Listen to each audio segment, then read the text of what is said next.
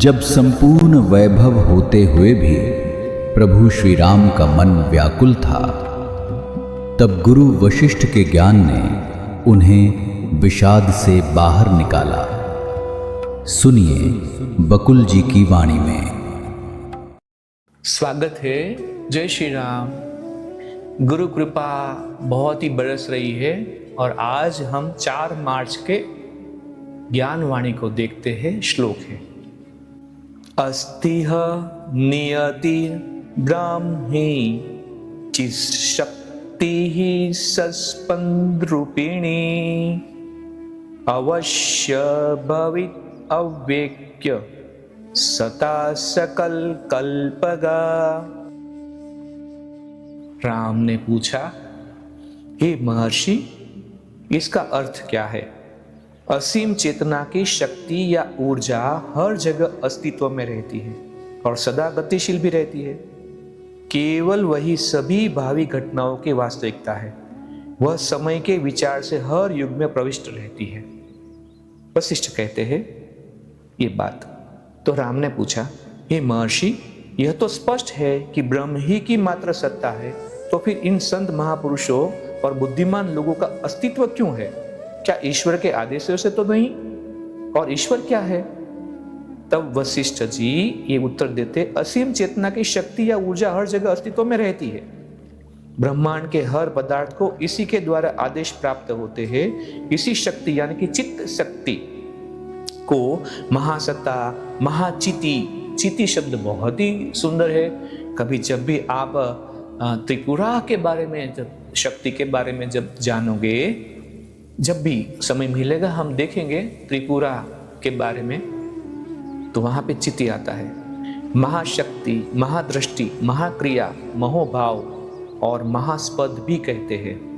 अपने चारित्रिक गुणों के कारण यह शक्ति सब कुछ प्रदान करती है, परंतु यह शक्ति परब्रह्म से भिन्न या अलग नहीं है। यह पूर्ण रूप से सत्य है।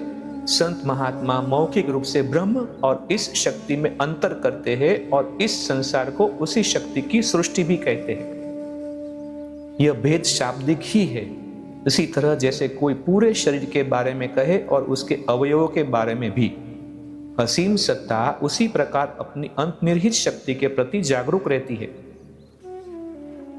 जिस प्रकार व्यक्ति अपने शरीर के अंगों के प्रति जागरूक रहता है, इसी शक्ति को नियति कहते हैं, अर्थात प्रकृति का नियमन करने वाली परम सत्ता की शक्ति। तुम जो प्रश्न कर रहे हो वह नियति द्वारा आदेशित है। तुम मेरे उपदेश के अनुसार चलोगे, यह भी नियति द्वारा आदेशित है। यदि कोई कहता है ईश्वर मुझे भोजन देगा और वह करता धरता भी है, तो यह कार्य भी नियति का ही है।